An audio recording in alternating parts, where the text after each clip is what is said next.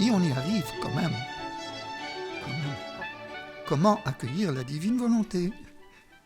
Ma fille, la connaissance de ma volonté est la plus grande chose que je puisse donner à la créature et que la créature puisse recevoir. La première des nécessités indispensables pour obtenir le royaume de la divine volonté est de le demander. À ça, vous n'y auriez pas cru. Vous imaginez des choses, moi aussi, des choses complexes.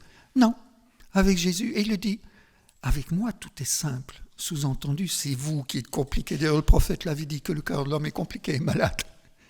Le demander, mais par d'incessantes prières. Nous allons voir que Jésus veut vérifier est-ce que nous demandons superficiellement ou bien nous le voulons vraiment. La deuxième nécessité plus indispensable à la première, c'est de savoir ce qui peut être obtenu. Vous ne pouvez pas demander ce que vous ne connaissez pas. Si vous demandez le schmilblick, vous ne savez pas ce qu'est le schmilblick, vous ne demandez rien. Donc, qu'est-ce qu'il faut faire ? Il faut lire. Il faut lire les 36 volumes au rythme qui est le vôtre.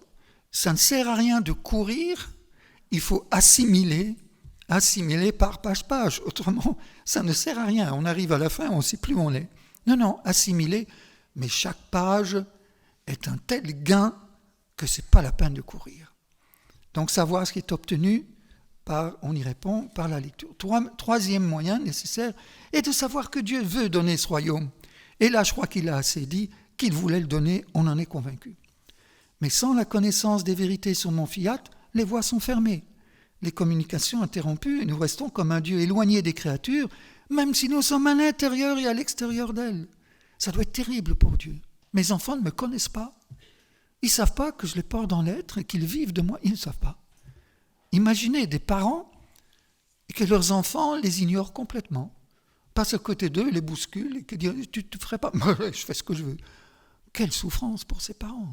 A fortiori pour Dieu. Et elle reste écartée de nous. Personne ne peut posséder un bien sans le connaître. Je veux que les créatures connaissent le royaume de ma divine volonté, comprennent le grand cadeau qu'il constitue, prient pour lui, aspirent à ce qu'il vienne régner, si bien que je puisse dire « Vous l'avez voulu, vous l'avez mérité, et il vient régner au milieu de vous. » Dans ma clairvoyance, je vois que ces écrits seront pour mon Église comme un nouveau soleil qui se lèvera sur elle. Attirées par sa lumière éblouissante, les créatures s'y laisseront transformer et deviendront spiritualisées et divinisées. L'Église en sera renouvelée et la face de la terre transformée. C'est vrai que c'est un fait qui court.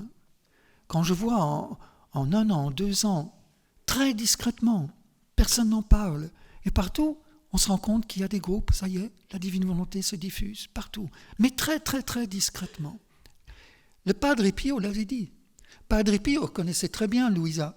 Et quand des gens de sa région venaient le voir, ils disaient « Mais qu'est-ce que vous venez me voir ? Vous avez la sainte chez vous, Luisa Picaretta. » Il avait même commencé un cénacle à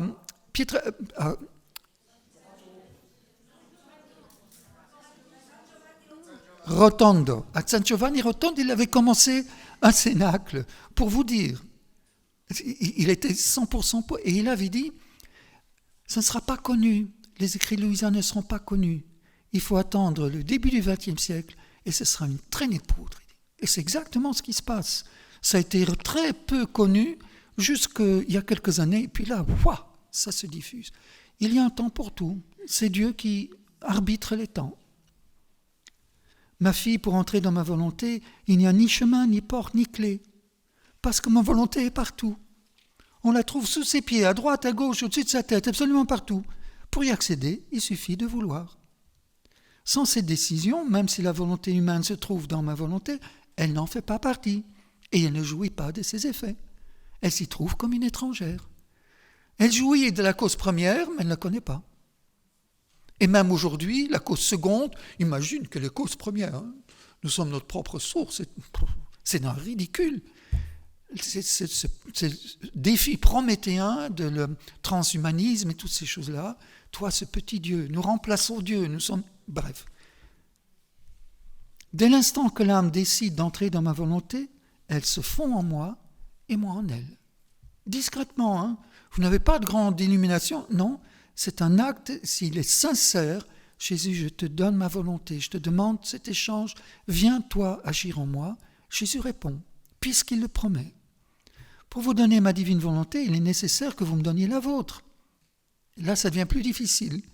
Dire à Jésus, viens avec ta divine volonté, va bene. Mais deux volontés ne peuvent régner dans un cœur. Ah, et ça va se disputer. Donc je dois vouloir et je dois consentir à renoncer à ma volonté propre. Ça, c'est déjà plus difficile. Il serait en guerre et notre volonté serait un obstacle à la mienne qui ne serait pas libre de faire ce qu'elle veut. Et moi, pour que ma volonté soit libre, j'insiste toujours pour que vous me donniez la vôtre. C'est un échange. Le passeport pour entrer dans mon royaume est une volonté résolue de ne jamais faire sa propre volonté, quels que soient les sacrifices, et même au prix de sa vie.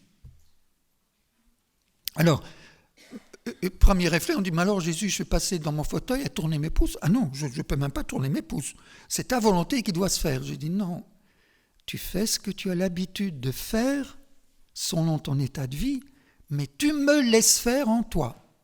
Vous voyez la nuance, hein? C'est pas qu'il y a un Deus ex machina qui va lever mon bras et me faire marcher vers mon travail. Non, non, je le fais, mais je laisse Jésus prendre la place. Il est nécessaire que l'âme se vide d'elle-même, retourne au vide de son néant, comme dans l'acte où elle a été créée, qu'elle soit pure accueil de Dieu, pour que mon divin vouloir puisse trouver l'espace du rien afin de pouvoir y déposer un acte de sa plénitude. Et ne craignez pas de sombrer dans une inconscience ou que je sais. Encore une fois, lisez Louis Picaretta qui discute, elle est dans la divine volonté, elle vit dedans, et elle discute avec Jésus, comme vous et moi.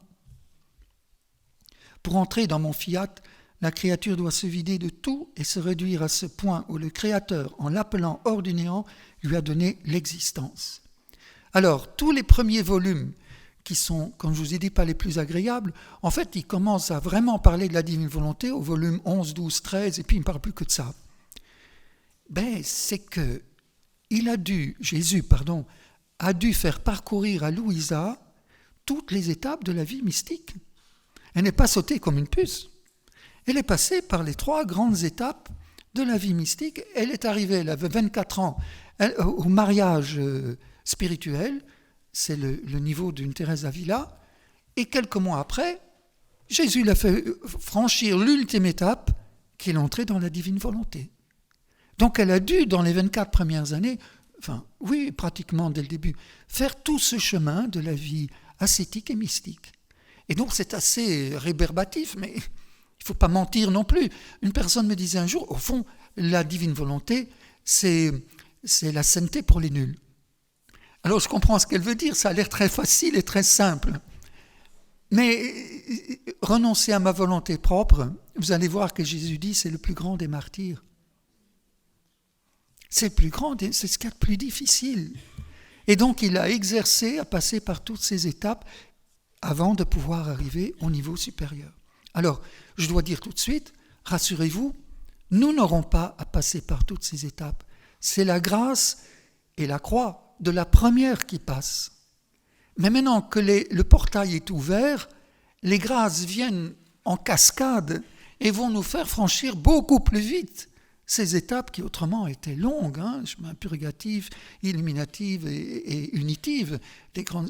On a la grâce de pouvoir bénéficier des efforts de Louisa. La puissance créatrice de ma volonté divine la créa belle, vie de toutes choses et pleine uniquement de la vie de celui qui l'avait créée. Ça, c'est la créature dans le néant. C'est donc au tout petit que nous nous sentons portés à dire nos ineffables et infinis secrets. Et je relisais, c'est dans le livre 12 ce matin, Jésus dit à Louisa, tu sais, j'ai cherché sur toute la terre, j'ai fait plusieurs fois le tour, j'ai pas trouvé de petite servante plus petite que toi. Et c'est pour ça que je t'ai choisi. Vous voyez toujours la même chose, parce que les grands sont trop imbus d'eux-mêmes. Pour Bernadette aussi, si j'avais, comme elle disait, si j'avais trouvé plus pauvre, je l'aurais dit à ta place. Mais c'est toujours le problème de Dieu. C'est pas qu'il méprise les grands, non. Ce qu'il veut, c'est nous donner sa divine volonté. Donc il faut quelqu'un qui ne soit pas trop imbu de lui-même, sans quoi il ne le donnera jamais. Non, il s'agit de redevenir des petits. De là que Thérèse de Lisieux est un des précurseurs. Dans mon divin fiat, ce sont uniquement les petits qui entrent vivre dans sa lumière. Et pour chaque acte que font ces petits dans ma divine volonté, ils étouffent la leur, accordant ainsi une douce mort à la volonté humaine. Mais il est vrai que quand on, par grâce, on a un peu cette lumière, on a envie de lâcher sa volonté. Parce qu'on sent bien que ce qui remplace est tellement plus beau, plus doux, plus fort, plus grand, qu'on se dit, oh, Seigneur, vite, débarrasse-moi de mes oripeaux. Mais ça ne se fait pas aussi vite. Tu dois être heureuse de ta petitesse sans en être maître. Il ne faut pas se glorifier de son humilité, quoi. Car c'est le grand sacrifice et l'héroïsme de celle qui vit dans la divine volonté de se sentir vivante et de se soumettre à son règne divin, afin qu'elle puisse faire ce qu'elle veut, quand elle veut et tant qu'elle le veut. C'est là le sacrifice des sacrifices, l'héroïsme des héroïsmes. Il s'agit de perdre volontairement sa propre volonté afin qu'elle puisse servir ma volonté en lui donnant tous les droits.